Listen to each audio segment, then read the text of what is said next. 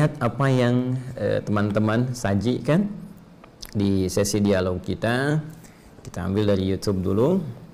Baik, bismillahirrahmanirrahim. Pertanyaan dari saudara kita, seperti biasa saya tidak sebutkan nama tapi tercantum di sini. Assalamualaikum Ustadz. Waalaikumsalam warahmatullahi wabarakatuh. Mohon pencerahannya.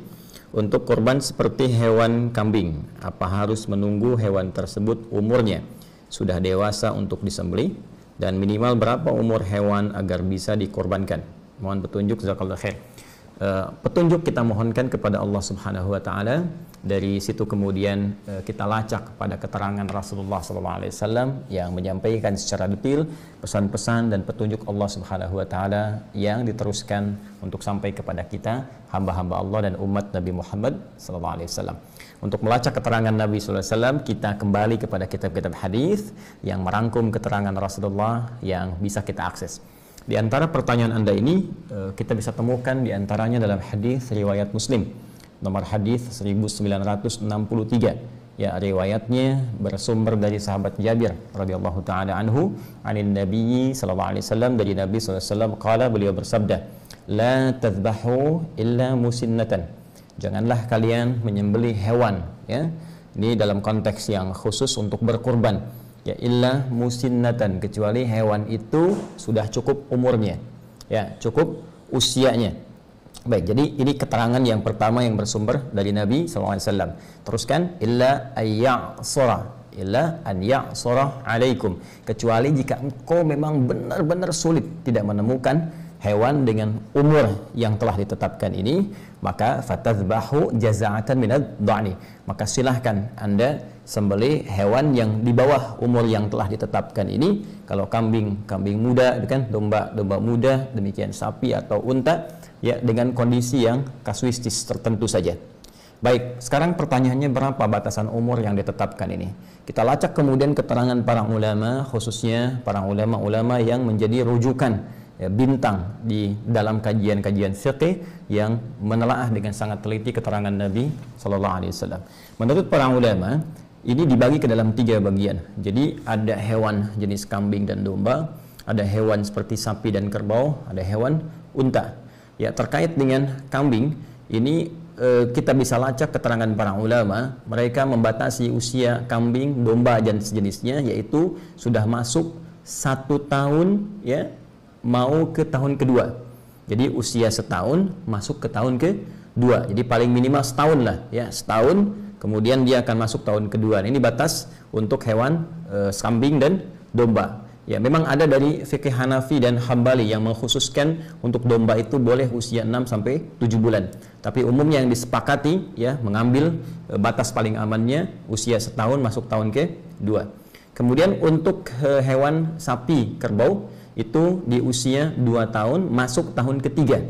Ya, ada yang mengambil bulatnya aja usia 3 tahun gitu, ya. Namun batas minimalnya, karena tadi Anda tanyakan minimal, bisa dikatakan tahun kedua masuk tahun ketiga.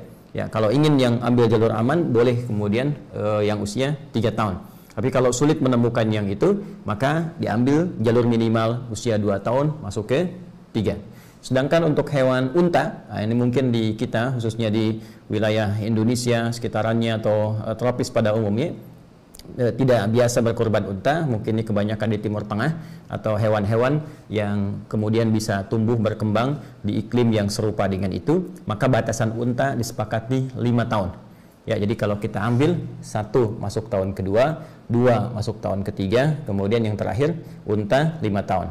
Ingat ya, kambing, ya, usia setahun masuk tahun kedua, kerbau atau sapi usia 2 tahun masuk tahun ketiga, atau kalau mau ambil bulat 3 tahun. Kemudian unta usia 5 tahun. Nah, dari kondisi ini kalau sudah ditemukan tidak cukup sampai ke umur, cek lagi kondisi fisik. Ya, karena nanti ada hadis Nabi sallallahu alaihi wasallam yang disampaikan dari Al-Bara bin Azib. Ya, ini juga diriwayatkan oleh Imam Abu Daud, sangat spesifik menunjuk pada hewan-hewan yang dibenarkan untuk ditunaikan ibadah kurban. Ya, apa diantara hewan-hewan itu? Ada 4 kategori, arba'un. Ya, arba'un la yajuzu fihi al-adahi. Ya, kata Nabi SAW, ada 4 kondisi yang tidak diperkenankan. 4 kondisi ini hewan yang memiliki 4 kondisi ini untuk dijadikan hewan kurban. Ya, apa saja? Pertama, al-aura, bayyinun auruha. Pertama, al-aura. Mohon maaf sekali, hewan yang matanya buta, ya, picak gitu kan. Nah, ini kalau nampak benar butanya, nampak benar kelihatannya, nah itu haram hukumnya untuk dijadikan bagian dari hewan kurban, cacat yang permanen sifatnya. Ya, kemudian yang kedua, al-maridah, bayyinun maraduha. Hewan yang sakit, kelihatan benar sakit. Ya, dengan segala jenis penyakit yang kiranya bahkan ketika disembelih bisa membahayakan ya bagi orang yang mengkonsumsinya. Ya, kita bisa lihat kadang-kadang, mohon maaf ya, ketika dicek oleh bagian dinas kesehatan misalnya untuk hewan, ternyata ada bagian hewan kurban yang mohon maaf sekali tumbuh belatung ya, ketika dibuka itu kemudian dicek ternyata sakit, ada yang flu hewan dan sebagainya. Apalagi sekarang misalnya musim pandemi begini juga mesti dipastikan harus benar ya. Kemudian juga yang ketiga adalah pincang ya, yang jelas kepincangannya. Jadi karena kondisi tertentu cacat permanen di salah satu kakinya misalnya, ini nggak boleh juga ya. Kemudian yang keempat, ini yang tidak kalah penting, kurus ya, terlampau kurus. Jadi hewan yang la tanqa, al-kasir alladzi la tanqa, hewan yang terlampau kurus yang nggak ada dagingnya. Ya, hati-hati, ini sangat sensitif sekali masalah ini, karena kurban pertama yang diperintahkan oleh Allah kepada 2 anak Nabi Adam alaihi assalam ya, itu terkait dengan spesifikasi yang dimaksudkan. Nanti ada di Quran surah ke-5 ya, Al-Maidah ayat ke-27. Watlu alaihim naba abnai Adam bil haqq ya idh qarraba qurbanan fatuqabbala min ahadihima wa lam yutaqabbal min al-akhar. Watlu alaihim naba abnai Adam bil haqq.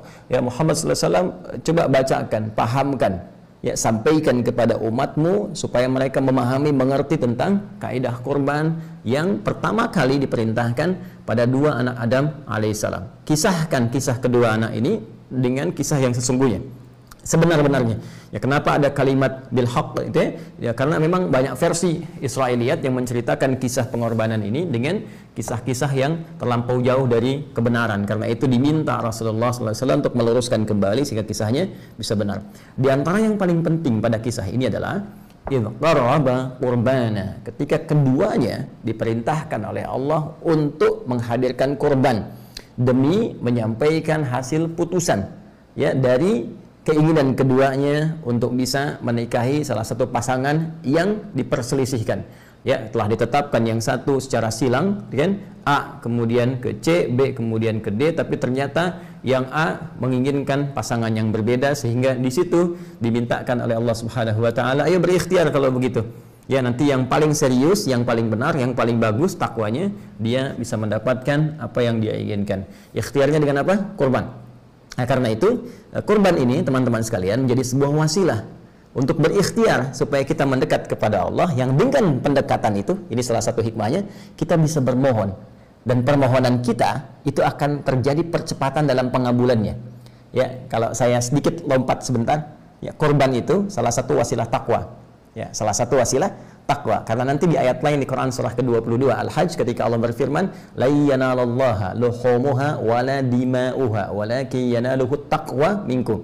Ya, yang sampai kepada Allah bukan darahnya, bukan dagingnya dari korban itu, tetapi ketakwaan Anda. Ya, takwa itu menunjuk pada kesungguhannya, keseriusannya.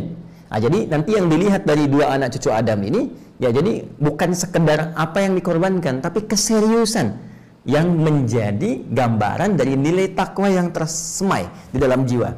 Nah, apa yang nampak itu? Fatuqabbala min ahadihima wa lam yutaqabbal min al-akhar. Maka dari ciri takwa ini kelihatan, satu kata Allah diterima, yang benar-benar menghadirkan nilai takwa ketika berkorban, yang satu lagi ditolak. Ketika ditelusuri kemudian kisahnya, ternyata yang diterima ini, Masya Allah, dia punya hewan ternak. Kemudian dari sekian hewan ternak itu ada di antara hewan yang sangat dia sayangi, berikan perhatian, jadi gemuk yang paling bagus ya, dagingnya paling bagus, yang paling gemuk, yang paling bersih. Nah, itu yang dia pilih untuk dikorbankan. Ya, itu yang dia ajukan. Sementara yang satu lagi, dia punya perkebunan. Dari hasil kebunnya itu ternyata dia berpikirnya begini, ya, seperti kelihatan logis, padahal dalam nalar syariat ini tidak masuk. Ya, seperti kelihatan logis dalam akal pikiran, padahal dalam nalar syariat ini tidak masuk. Jadi dia berprinsip begini, sudahlah, ini kan yang bagus-bagus dari hasil kebun, saya aja yang makan. Toh Allah nggak akan makan ini, jadi saya kasih yang jelek-jeleknya aja. Dia korbankan yang jeleknya, ya, dengan asumsi bahwa Allah nggak makan, Allah nggak minum, Allah nggak butuh ini. Yang butuh penting gitu kan, saya korban. Ternyata prinsip yang seperti ini tidak mendapatkan penerimaan di sisi Allah Subhanahu wa Ta'ala. Sampai muncul penegasan, hei, ini hewan paling bagus pun yang sampai pada Allah bukan hewannya. Memang betul, bukan hewannya, bukan darahnya, tapi kesungguhan engkau dalam mempersembahkan itu. Ya, kesungguhan engkau dalam menyiapkan itu. Kamu nggak sungguh-sungguh nih. Korban kamu cuma yang jelek-jelek, korban kamu nggak bernilai, nggak ada kualitasnya. Maka diterimalah yang satu yang serius, yang ini ditolak. Dari sinilah kemudian muncul syariat kemudian sampai kepada kita untuk menunjukkan kesungguhan dalam berkorban. Jadi jangan sampai begini, cari yang biasa-biasa, apalagi punya aib yang 4 tadi, ya. Karena ini murah misalnya, ambil. Ini yang pincang aja, harganya diskon 50%. Nah, itu nggak bisa. Ya, maka orang-orang yang berkorban dari hasil-hasil yang tidak baik, maka sudah pasti tidak akan mendapatkan penerimaan dan tempat di sisi Allah Subhanahu wa Ta'ala. Termasuk dikiaskan kepada harta yang dibelanjakan untuk korbannya. Ini juga menjadi penting. Ya, awas, hati-hati, uang hasil korupsi nggak boleh pakai korban. Ya, uang hasil rampokan, uang hasil pencurian, hasil riba, hati-hati. Ya, nah, jadi ambil yang paling halal yang bisa Anda persembahkan untuk korban itu. Itu yang akan dilihat oleh Allah Subhanahu wa Ta'ala. Jika itu terjadi, nabung, masya Allah, ya. Bahkan ada yang mencoba berpindah dari kegiatan yang nggak bagus kepada yang bagus. Ya, misal biasa merokok, mohon maaf ya, tiba-tiba dia pengen beralih, uang itu dia tabung tuh, tabung terus beli hewan kurban. Wah, itu luar biasa tuh. Ya, itu luar biasa. Nah, apalagi dari Anda nabung yang paling halal, paling baik, ya, alih-alih beli dunia, Anda belikan hewan kurban. Kemudian di situ ketika disembelih, Anda berdoa. Masih ingat tadi? Yang dilihat takwanya. Ketika takwa itu muncul, perhatikan Quran surah kelima Al-Maidah ayat 35. Ya ayyuhalladzina amanu ittaqullah wabtaghu ilaihil wasilah. Hei orang-orang beriman, tingkatkan takwamu kepada Allah dan jadikan peningkatan takwa itu sebagai wasilah untuk mencari apa-apa yang engkau ingin harapkan. Jadi ketika itu sudah selesai kurban, langsung berdoa. Minta sama Allah. Barangkali dari sekian hal yang belum Anda dapatkan itu, inilah momentumnya untuk mempercepat pengabulan doa yang Anda lama telah ingin sampaikan. Nah, jadi itu dari segi umur, kemudian dari segi fisik. Dan untuk fisik saya sempurnakan dulu. Jadi ada yang dibenarkan, boleh, itu yang sempurna, hilang dari cacat, bagus dan sejenisnya. Dan yang kedua yang makruh, ya, ada yang hewan-hewan yang dimakruhkan seperti cacat-cacat ringan. Di tanduknya misalnya ada goresan, kan? Misal ada kakinya lecet yang bukan permanen tapi terlihat misalnya ada cacat, ya, walaupun sedikit itu makruh. Sementara yang haram tadi yang 4, yang jelas butanya, jelas sakitnya, kemudian jelas pincangnya, permanen, kemudian kurus, tidak berdaging. Nah, untuk itu sekarang persoalannya, anggarannya ada berapa? Bikin kalau ingin berkurban, dari anggaran yang ada, cari hewan yang paling bagus dengan anggaran itu. Saya punya 2,5 juta Ustaz, baik, berangkat, cari 2,5 juta yang paling bagus, ya, di kualifikasi itu. Demikian seterusnya, dan semoga Allah mengabulkan ikhtiar kita, menerima ibadah kita, memaafkan kita, dan menyempurnakan seluruh apa yang kita mohonkan berada dalam nilai-nilai kebaikan. Hadi hidayat, subhanakallahumma wa bihamdika, asyhadu an la ilaha illa anta astaghfiruka wa atubu ilaik. Assalamualaikum warahmatullahi wabarakatuh.